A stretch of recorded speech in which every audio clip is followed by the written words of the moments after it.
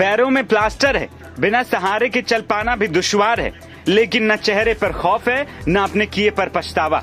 ये अपराधी कोई आम नहीं बल्कि कई बड़ी वारदातों को अंजाम देने वाला लॉरेंस बिश्नोई हाशिम बाबा गैंग का शार्प शूटर है, जिसे दिल्ली पुलिस की स्पेशल सेल और मथुरा पुलिस के ज्वाइंट ऑपरेशन में मुठभेड़ के बाद यूपी के मथुरा से धर दबोचा गया। मुठभेड़ के दौरान शूटर योगेश कुमार को पैर में गोली लगी थी, जिसके बाद उसे मथुरा के जिला अस्पताल में इलाज के लिए भर्ती कराया गया, लेकिन उसे अस्पताल से ले जाते टाइम मीडिया ने घेर लिया और उससे सवाल पर सवाल पूछने लगी। उससे एक के बाद एक कई सवाल पूछे गए। कैसे वारदात को अंजाम दिया, सुपारी कैसे मिलती है, कांड को अंजाम देने के लिए कितने पैसे दिए गए, क्या लॉरेंस से कभी बात हुई है, और तो और उससे ये भी सवाल पूछा गया कि अब लॉरेंस गैंग के निशाने पर कौन है। इन सारे सवालों का जवाब योगेश इतनी आसानी से दे रहा था कि मानो उसने कोई महान काम किया। चेहरे पर डर का नामो निशान नहीं है, और तो और वारदात को अंजाम देने को सही भी बता रहा है। योगेश का कहना है कि बाबा सिद्दीकी कोई अच्छा आदमी नहीं था, उस पर मकोका यानी कि महाराष्ट्र संगठित अपराध नियंत्रण कानून का केस लगा हुआ था। मकोका आम आदमी पर नहीं लगता है, अब कोई बीच में आएगा तो कुछ न कुछ तो होगा ही। वो तो कुछ लोग बीच में आ रहे हैं तो फिर कुछ न कुछ तो होगा ही। वो कोई बाबा सिद्दीकी कोई सही आदमी थोड़ी नहीं था, उसके ऊपर मकोका का केस लगा हुआ है। अब आम आदमी पे तो मकोका का केस लगेगा नहीं। और बताते हैं वो उसके दाऊद से भी कनेक्शन थे।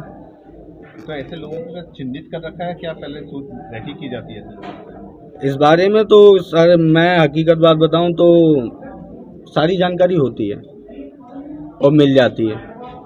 जैसे कि किसी की भी जानकारी निकालना, जैसे कि कैसे निकाली जाती है?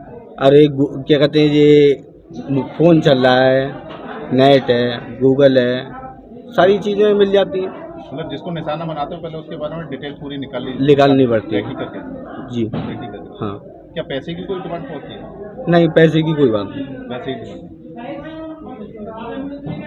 तो आगे देखा जाए टारगेट में कौन होगा? अगला निशाना तो देखो, हम तो जा रहे हैं जेल, अब पता नहीं कौन क्या कर रहा है और कैसा क्या होगा, इस बारे में मुझे जानकारी नहीं है। संपर्क कैसे करते हो? संपर्क कुछ जो दोस्त थे दिल्ली के मेरे, उनके जरिए बात हुई थी, मेरा तो कोई संपर्क था ही नहीं। तो जिस प्रकार से देखा जाए जेल में बंद हो जाता है फिर, लेकिन आपस में संपर्क कैसे कर लेते हो? एक दूसरे के जरिए कोई ना कोई आता जाता रहता है। और लोग गैंग बहुत बड़ी है। कितने लोग होंगे गैंग में?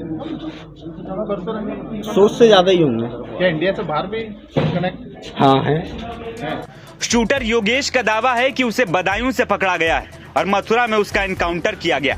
लॉरेंस बिश्नोई गैंग के शार्प शूटर का दावा है कि वो पैसे के लिए काम नहीं करता है, बस भाईचारा है, भाईचारे में काम होता है, हमारा गैंग बहुत बड़ा है। इस दौरान योगेश ने धमकी भरे लहजे में यह भी कहा कि जो बीच में आएगा उसके साथ कुछ न कुछ तो होगा ही। आपको बता दें कि योगेश कुमार पर दिल्ली में जिम संचालक नादिर शाह की जान लेने का आरोप है। गौर करने वाली बात यह है कि योगेश जिस तरीके से बात कर रहा है उससे साफ है कि शार्प शूटरों का ब्रेन वॉश कैसे लॉरेंस बिश्नोई गैंग करता है कि वो किसी को भी मारने और मरने को तैयार रहते हैं। पुलिस कस्टडी और एनकाउंटर में घायल होने के बाद भी इस शूटर के अंदाज को देखकर साफ अंदाजा लगाया जा सकता है। बता दें कि 66 साल के एनसीपी नेता को बीते शनिवार रात मुंबई के बांद्रा इलाके के खैर नगर में उनके विधायक बेटे जीशान सिद्दीकी के कार्यालय के बाहर 3 लोगों ने घेर कर गोली मार दी थी। मुंबई पुलिस के मुताबिक उन्हें लीलावती अस्पताल ले जाया गया, जहां उन्हें मृत घोषित कर दिया गया था। इस मामले की जिम्मेदारी लॉरेंस बिश्नोई गैंग ने ली थी। इसी के बाद कई टीमें लॉरेंस गैंग के शूटरों की धरपकड़ करने में जुटी हैं ताकि पूरे मामले का खुलासा किया जा सके।